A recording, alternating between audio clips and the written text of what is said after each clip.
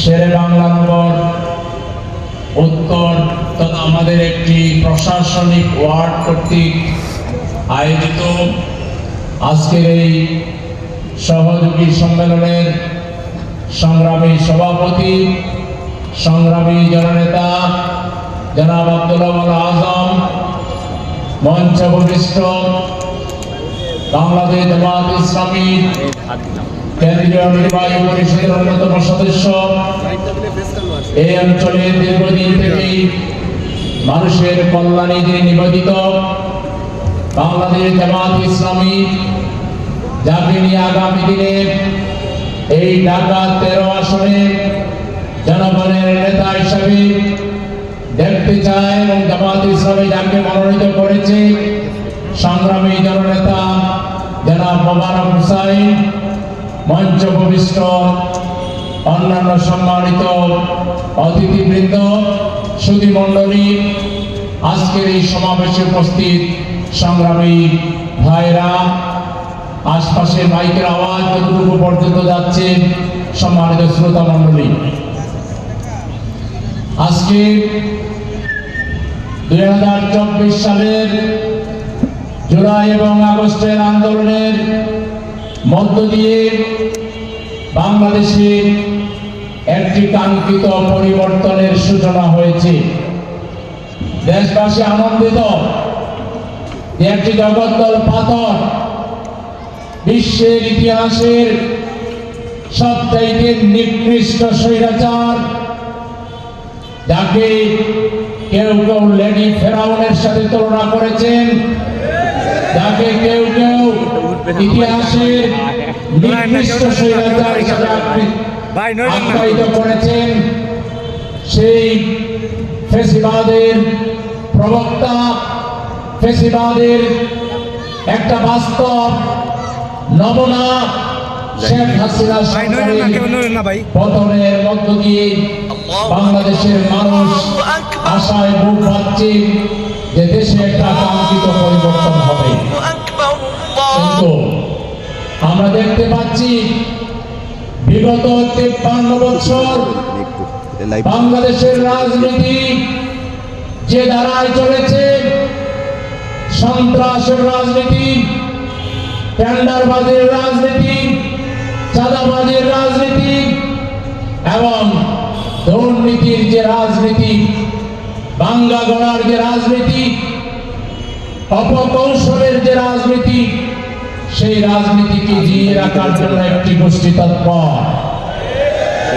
আমরা শুনতে পাই, বুঝতে পারি জামাত ইসলামের মতো একটি আদর্শিক আন্দোলনের অগ্রগতিতে অনেকে বড় বেজার, বড় নাখুশ। বাংলাদেশের রাজনীতিকে মনোপলি কায়দায় আমি আর মামু, আমরা শুধু খামো, আর তোমরা বাকিরা সবাই দেখে থাকো।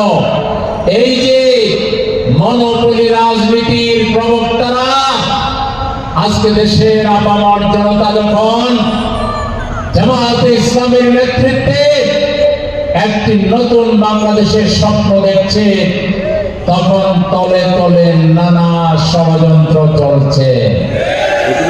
আমাদের যে ছাত্র সমাজের রক্তের উপর দিয়ে নতুন বাংলাদেশ আমরা পেয়েছি, কখনো কখনো ছাত্র সমাজকে তুচ্ছ তাচ্ছিল্য করা হচ্ছে, কখনো কখনো ছাত্রদেরকে তলে তলে অফার দিয়ে, লোভ দেখিয়ে তাদেরকে তাদের আদর্শের জায়গা থেকে বিচ্যুত করার চেষ্টা করা হচ্ছে।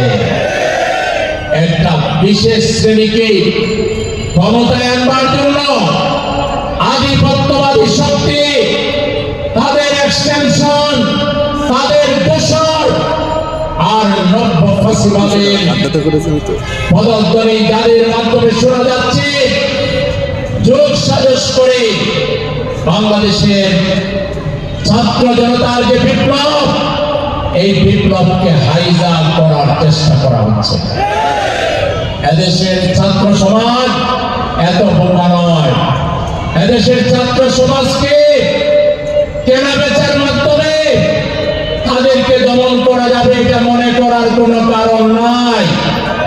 ছাত্ররা যদি এই ষড়যন্ত্রের শিকার হয়, তাদেরকে যেমন কঠিন বাস্তবতার মুখোমুখি হতে হবে, তেমনি বাংলাদেশের সম্ভাবনা প্রশ্নবিদ্ধ হবে। বাংলাদেশ আবার নতুন করে উঠট পাবে। ছাত্র সমাজ যদি তাদের মর্যাদা রক্ষা করতে চায়, তারা কারো তল্পিবাহক হবে না, কারো চাপে পড়ে নথি স্বীকার করে কোন যোগ সাজসের রাজনীতি তারা অবশ্যই করবেন না। ছাত্র সমাজের কাছে দেশের জনগণের চাওয়া পাওয়া, তারা যেভাবে সকল প্রকৃতিকে, সমস্ত লাশের স্তূপকে উপেক্ষা করে সাহসিকতার সাথে জীবন বাজি রেখে বিপ্লবকে যেভাবে তারা সফল করেছে, সেই বিপ্লবকে স্থায়ী করার জন্য তারা এদেশের জনগণের চাওয়া পাওয়াকে সবচেয়ে বেশি মূল্য দিবেন। তথাকথিত হুইসপারিংয়ের রাজনীতি, দুইটা বয় বাংলাদেশে রাজনীতিবিদদের মধ্যে ঢুকিয়ে দেওয়া হয়েছে এবং এটা দিয়ে জনগণকে কাবু করার চেষ্টা করা হয়। একটা হলো অমুক দেশের সাপোর্ট ছাড়া ক্ষমতায় যাওয়া যায় না, ক্ষমতায় টিকেও থাকা যায় না। তাই অমুক দেশের সাপোর্ট যদি ক্ষমতায় টিকে থাকার কারণ হয়, তাহলে আওয়ামী লীগ এখন কোথায়?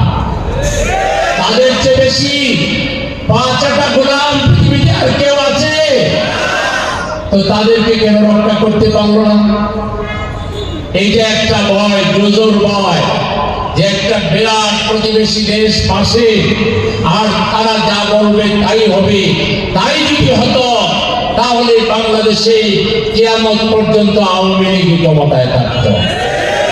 সুতরাং এগুলো একটা জাস্ট জোর ভয় দেখানো হয়। আরেকটা ভয় হলো জামাত শিবির ভয়। ভাই, জামাত শিবির চলে আসবে, তো জামাত শিবির আসলে কি হবে? জামাত শিবির আসলে এক নম্বরে দুর্নীতি বন্ধ করবে, স্বজনপ্রীতি বন্ধ করবে, চুরি বন্ধ করবে, ডাকাতি বন্ধ করবে, ছিনতাই বন্ধ করবে, কলকারখানা গড়ে তুলবে, কর্মসংস্থানের ব্যবস্থা করবে, বেকারত্বের অবসান হবে, নারীরা মর্যাদা পাবে, শিশুরা অধিকার পাবে। এটা কি কারো কোনো অসুবিধা? বিগত 53 বছরে আমরা যে রাজনীতি করেছি, এদেশে শোষণ মুক্ত, মানুষের জীবনের জন্য সবচেয়ে বড় অভিশাপ বিষ করা, সুদের বিরুদ্ধে, শোষণের বিরুদ্ধে ইসলামিক অর্থনৈতিক কনসেপ্ট দিয়ে আমরা এদেশে সুদমুক্ত অর্থনীতি, সুদমুক্তভাবে ব্যাংকিং পদ্ধতি, সুদমুক্তভাবে ব্যবসা বাণিজ্য করা যায়, তার একটা বড় দৃষ্টান্ত হলো এদেশে ইসলামী পদ্ধতি, ব্যাংক, ইসলামী অর্থনৈতিক কার্যক্রমের মাধ্যমে বাংলাদেশে জামাত ইসলামী যে ভূমিকা পালন করেছে, ক্ষমতায় গিয়েও কি কেউ এটা পেরেছেন? ব্যাংক করলে নিজের পকেটস্থ ব্যাংক করেছেন, নিজের দলের জন্য করেছেন, নিজের গোষ্ঠীর জন্য করেছেন। কিন্তু জামাত ইসলামী সুদের বিরুদ্ধে ইসলাম দিয়ে অর্থনীতি চালানো যায়, শেয়ার মার্কেট চালানো যায়, ব্যাংক চালানো যায়, এইটা বাংলাদেশে প্রমাণ করেছে যে দল, সেটা হচ্ছে জামাত ইসলামী। জামাত ইসলামী কাজ করে ভুল করলো, খারাপ করলো না ভালো করলো? এইসব ব্যাংক থেকে লোন বেশি কে নিয়েছে, জামাত ইসলামী না আওয়ামী লীগ না বিএনপি? আওয়ামী লীগ, বিএনপি, তাবলীগ, হেফাজত ইসলাম, নিজামে ইসলাম, সাধারণ মানুষ 98% ইসলামী ব্যাংকের সাথে লেনদেন করেছে দেশের আপামর জনতা। জামাত ইসলামের 2% লোক ওই ব্যাংক থেকে লোন নেয়। আমরা যা করি জনগণের জন্য করি, মানুষের জন্য করি। নাস, ইসলাম হলো সমগ্র মানবতার জন্য। আজকে জামাত ইসলামীকে ভয় দেখিয়ে দুর্নীতিবাজ, চাঁদাবাজ, টেন্ডারবাজদেরকে নিজের দলে নিতে চান। দুর্নীতিবাজ, চাঁদাবাজ, টেন্ডারবাজদের ভয় করার কোনো কারণ নাই। আপনাদেরকে আমরা ক্রস ফায়ারে দেব না, আপনাদেরকে আমরা ব্রাশ ফায়ারও দেব না। আপনাদেরকে ডেকে এরকম ওপেন সম্মেলন করবো, আপনাদের কথা শুনবো। আপনাদেরকে চাঁদাবাজ বানাইছে এই দেশের লম্পট রাজনৈতিক দলেরা, আপনাদেরকে টেন্ডারবাজ বানাইছে এই দেশের বিপদগামী রাজনীতিবিদরা। আপনাদেরকে যদি খারাপ চরিত্র বানায়, তাহলে দেশের বিপদগামী চরিত্রহীন বানিয়েছে। তাদের হাত থেকে যখন খপ্পর থেকে যখন আপনারা বেরিয়ে আসবেন, আপনাদেরকে আমরা আপনাদের সাথে পরামর্শ করে টেন্ডারবাজি করে যা পাইতেন, বৈধ ব্যবসা করে তার 5 গুণ বেশি, চাঁদাবাজি করে যা খাইতেন অবৈধভাবে, আপনাদের জন্য ব্যবসা বাণিজ্যের ব্যবস্থা করে দিব, তার চেয়ে অনেক বেশি সম্মানে আপনি থাকবেন। আমরা সব চাঁদাবাজ, টেন্ডারবাজ, দুর্নীতিবাজদের সম্মেলন ডাকবো, ডেকে তাদের সাথে পরামর্শ করবো, একবেলা বিরিয়ানি খাওয়াবো। এরপরে এই সমস্ত তাদের এই পদে যাওয়ার জন্য দায়ী করব ওইসব রাজনৈতিক দলগুলোকে, এবং তাদের কাছ থেকে আমরা ঘোষণা নিব তারা ওই রাজনৈতিক দলগুলোর সাথে আর থাকবে না। যদি না থাকে, তাদের যা লাগে আমরা তাদেরকে কোর্টে আসানা দিব, জাকাত থেকে ফান্ড দিব, রাষ্ট্রের নন রিফান্ডেবল যে ফান্ড থাকে সেখান থেকে দিব, তাদেরকে আমরা ব্যাংক থেকে সহজ কিস্তিতে লোন দিব, দিয়ে তারা মার্সিডিজ গাড়ি চালাবে, সুন্দর সুন্দর বাড়ি বানাবে, ভালো ভালো বিয়ে করবে, বিদেশ যাবে, উমরা করতে যাবে, লন্ডন যাবে। যেসব ছেলেরা বিয়ে করে নাই চালাবার, এদেরকে ভালো বিয়ের রাজকীয় বিয়ের আয়োজন করে, এবং তারা এত স্মার্টলি থাকবে, আর তারা আল্লাহ শুকরিয়া আদায় করে উমরায় গিয়ে শুকরিয়া আদায় করবে, মসজিদে নামাজ পড়বে। চোর, ডাকাত, বাটপার, লম্পট বাংলাদেশে একটাও থাকবে। এদেরকে আমরা মেরে ফেলবো না, তো এদেরকে আমরা কর্মী বানাবো, এদের হাতে আমরা ইসলামের তরবারি তুলে দেব। এরা সমস্ত জাহালিয়াতের বিরুদ্ধে, অপসংস্কৃতির বিরুদ্ধে, সমস্ত কুফরির বিরুদ্ধে তারা লড়াই করবে। ভাইরাল আজকে ভাইরাল। সুতরাং আমাদের কথা বইলা বয়ে দেখাইয়া আপনারা এই সব খারাপ কাজগুলো সমাজে চালু রাখবেন। আর জামাত শিবির এসে যাবে, জামাত শিবির মানুষ জামাত শিবিরকে ভালো করে চিনে ফেলছে। আগামী দিনে এইসব জারি জুরি, এই তো এইসব পুরাতন বাংলা রেকর্ড, হাসিনার যে বয়ান, যে ন্যারেটিভ, এই বাংলাদেশে এটা জনগণ আর বিশ্বাস করে না। হাসিনার ভাষায় যারা কথা বলবেন তারা হাসিনার দোসর, হাসিনার ভাষায় যারা কথা বলবেন তারা হাসিনার তাবেদার। তারা বাংলাদেশে থেকেও আপনারা সেই হাসিনাকেই আপনারা লালন করেন, এটাই প্রমাণ হবে। জামাত ইসলামের সাথে রাজনীতি করেন নাই বাংলাদেশে কোন দল? মিটিং করেন নাই কোন দল? জামাতের দোয়া, জামাতের মানে হাদিয়া নেন নাই কোন দল? নাম বলেন। লজ্জা লাগে না? আয়নায় নিজের চেহারা দেখবেন। আমাদের জুড়েতে মাল কিন্তু কম নাই, আমরা কিন্তু বোমা পাঠিয়ে দেব। সব জারি জুরি পাস করে দিলে তলের বিড়াল কিন্তু সব বের হয়ে যাবে। এই জন্য হুঁশিয়ার হয়ে কথা বলবেন, সুন্দর ভাষায় কথা বলবেন। রাজনীতি বড় চিন্তার লোকদের একটা ব্যাপার। রাজনীতি হলো নীতির রাজা। কালচার মানুষ যারা, সভ্য মানুষ যারা, ভব্য মানুষ যারা, ভদ্র মানুষ যারা, দূরদর্শী মানুষ যারা, মানবতাবাদী মানুষ যারা, তারা রাজনীতি করবে। যাদের সংযম থাকবে, ধৈর্য থাকবে, উদারতা থাকবে, ভালোবাসা থাকবে, যুক্তি দিয়ে, বুদ্ধি দিয়ে অন্যের আদর্শকে মোকাবেলা করতে পারে, তারা, তাদের নাম হচ্ছে রাজনীতি। রাজনীতি তো কোনো মানে এটা কোনো ব্যবসার নাম না। আপনারা অনেকে রাজনীতিকে ব্যবসা বানাইছেন। এই রাজনীতিকে ব্যবসা বানাইছেন যারা, এরাই বাংলাদেশে দুর্নীতির বিস্তার ঘটিয়েছে। রাজনীতি করতে হলে বাপের পকেটের টাকা ব্যয় করে রাজনীতি করতে হবে। চাঁদাবাজ, দুর্নীতিবাজ, দান্দাবাজ, ফটকাবাজ বাংলাদেশের মানুষ দুচিকে তাদেরকে ঘৃণা করে। এদেরকে যারা লালন করে তাদেরকে আমরা চিনি। তারা ওই তথাকথিত রাজনীতিবিদ, রাজনীতিকে যারা ব্যবসা হিসেবে গ্রহণ করেছে। সংগ্রামী ভাইরা আমার, জামাত ইসলামের ভাইদের প্রতি আমার বক্তব্য হচ্ছে, জামাত ইসলামী হঠাৎ করে উড়ে এসে জুড়ে বসা কোনো দলের নাম নয়। জামাত ইসলামী দেশের মাটি এবং মানুষের দল। এদেশের মানুষের সবচেয়ে প্রাণপ্রিয় কাফেলার নাম হচ্ছে বাংলাদেশ জামাত ইসলামী। জামাত ইসলামের ভাইদেরকে, জনগণকে আস্থায় আনতে হবে। আপনাদেরকে জনগণের আস্থাভাজন হতে হবে। জামাত ইসলামের এখন কাজ কি? আমাকে যদি প্রশ্ন করেন জামাত ইসলামের এক নম্বর কাজ কি, আমি বলবো জনগণের সাথে সংযোগ স্থাপন করা। জামাত ইসলামের এক নম্বর কাজ কি? যেখানে যাকে পাওয়া যাবে সালাম দেওয়া, বুকে জড়িয়ে ধরা, কপালে চুমু দেওয়া। যদি রাস্তার ধুলিমলির একটা মানুষ পাওয়া যায়, পারলে তার গায়ে একটা ভালো কাপড় দিয়ে দিবেন, তার কপালে একটা চুমু এঁকে তার কাছে দোয়া চাইবেন। তোমার এই যে ধুলিমাখা জীবন, এটি কাটবে না। জামাত ইসলামী ক্ষমতায় আসছে, তোমাদের জন্য এমন ব্যবস্থা করবে, ধুলিমলির কোনো মানুষ বাংলাদেশে থাকবে না। জামাত ইসলামের কথা যদি এখন বলেন, আমি বলবো আপনারা এদেশের সম্মানিত আলেমদের কাছে যান, ওলামায়ে কেরামের কাছে যান, মসজিদের ইমামের কাছে যান, মুয়াজ্জিনের কাছে যান, খতিবের কাছে যান, মসজিদ কমিটির সভাপতির কাছে যান, সেক্রেটারির কাছে যান, কমিটির মেম্বারদের কাছে যান, বাজার কমিটির সদস্যদের কাছে যান, বাড়ি মালিক সমিতির সদস্যদের কাছে যান। আপনারা শ্রমিকের কাছে যান, যুবকের কাছে যান, ছাত্রদের কাছে যান, শ্রমিক ভাইয়ের কাছে যান, রিক্সা ড্রাইভার ভাইয়ের কাছে যান। আপনারা গিয়ে তাদেরকে একটু কথা বলেন, তাদেরকে একটু সালাম দেন, তাদেরকে আপনাদের পরিচয় তুলে ধরেন, তাদেরকে একটু আশাবাদী করেন। তাদেরকে বিগত 53 বছরে বাংলাদেশে জামাত ইসলামী যে জনকল্যাণমূলক কাজ করেছে, শিক্ষা প্রতিষ্ঠান করেছে, হাসপাতাল করেছে, মেডিকেল কলেজ করেছে, জামাত ইসলামী বাংলাদেশকে গড়ে তোলার জন্য বেসরকারিভাবে যে অবদান রেখেছে, অবদানের কথা তাদেরকে শোনান।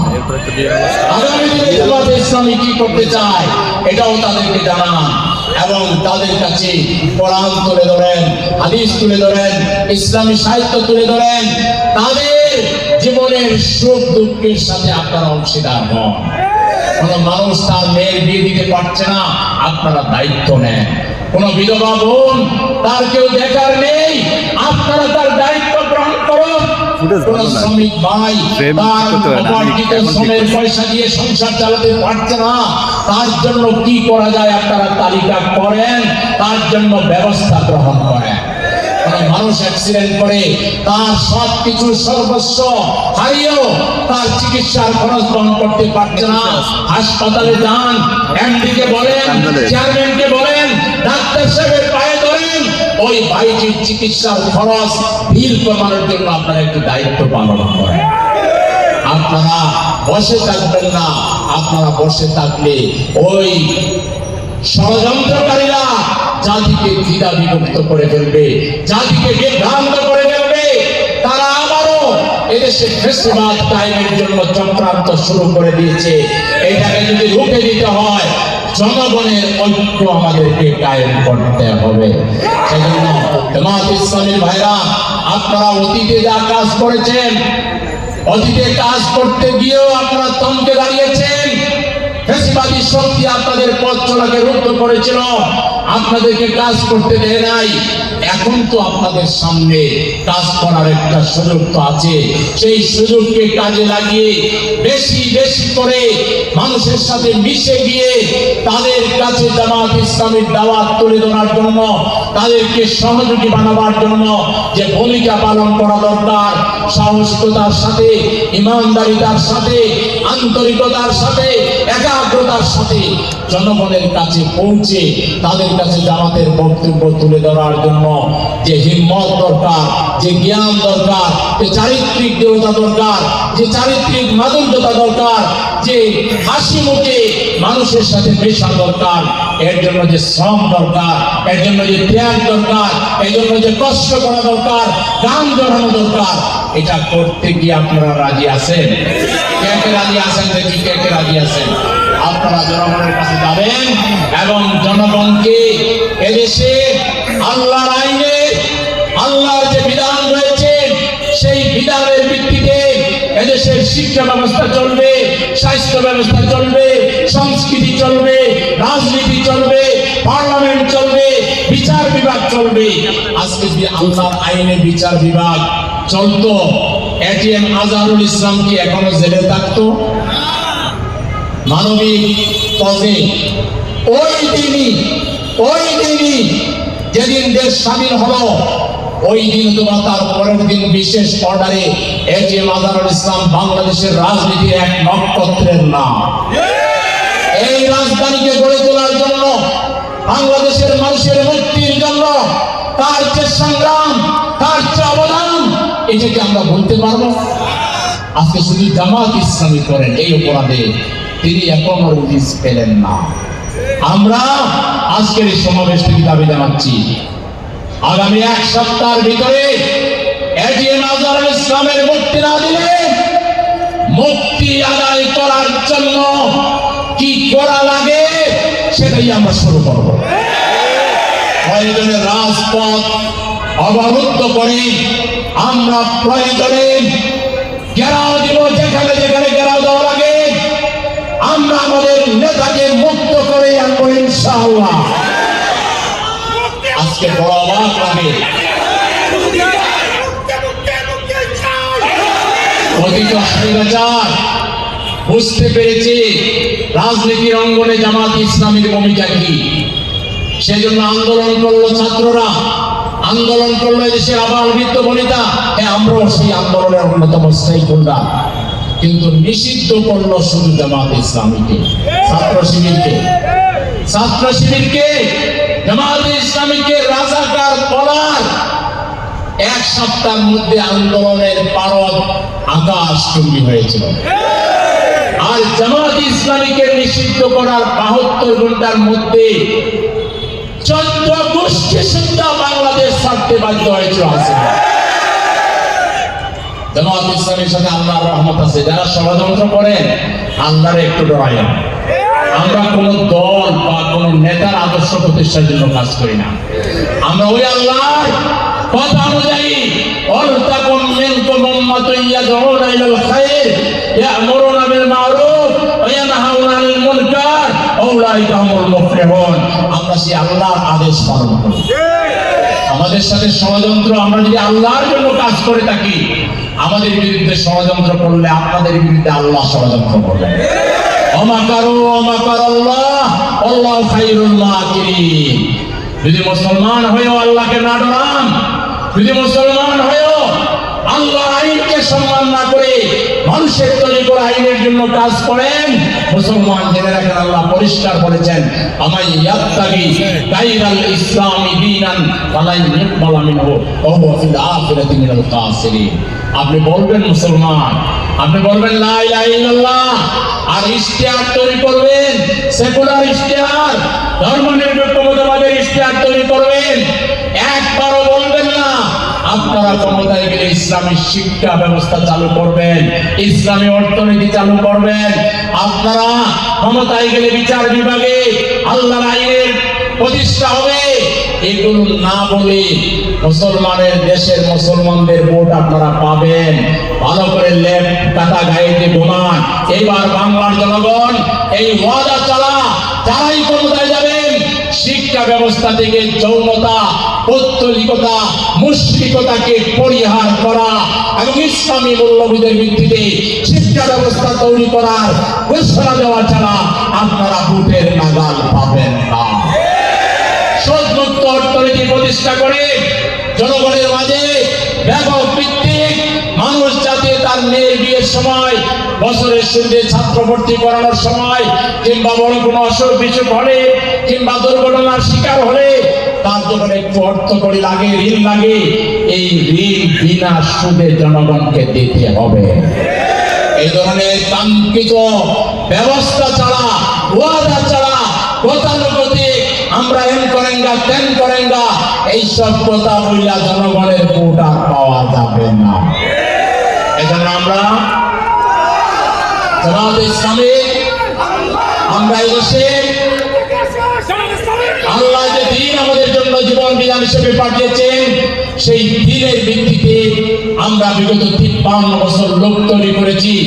আমাদের তৈরি করা লোকদের মধ্যে 2 জন 3টা মন্ত্রণালয়ের দায়িত্ব পালন করেছিলেন, সমাজ কল্যাণ মন্ত্রণালয়, কৃষি মন্ত্রণালয় এবং শিল্প মন্ত্রণালয়।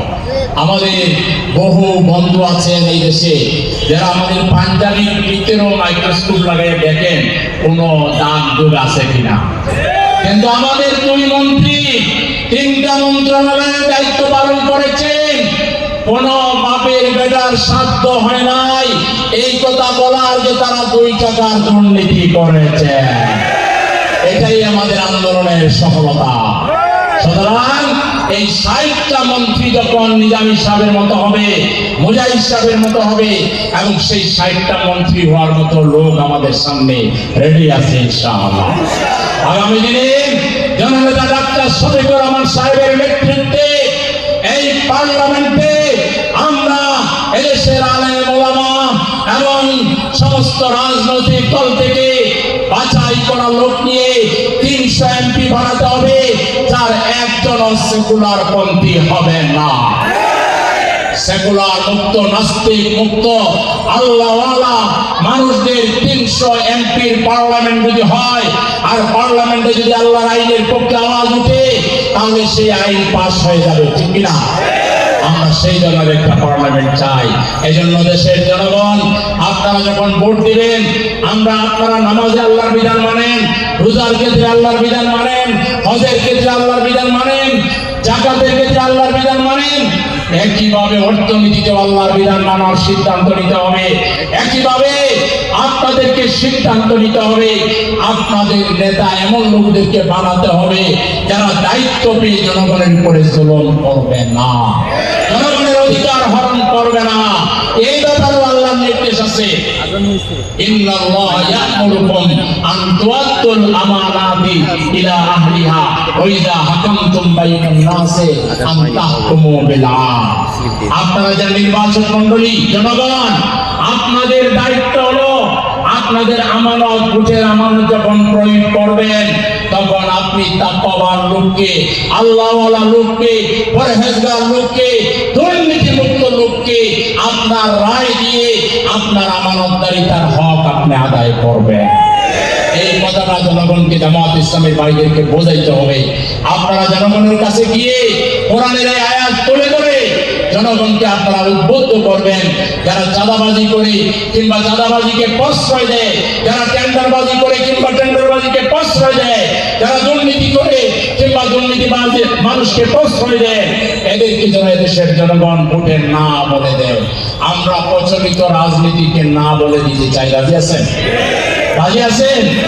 আমরা সবাই প্রচলিত রাজনীতিকে না বললাম না, আমরা এখন পজিটিভ ধারার রাজনীতি চাই, আমরা কল্যাণমূলক রাজনীতি চাই।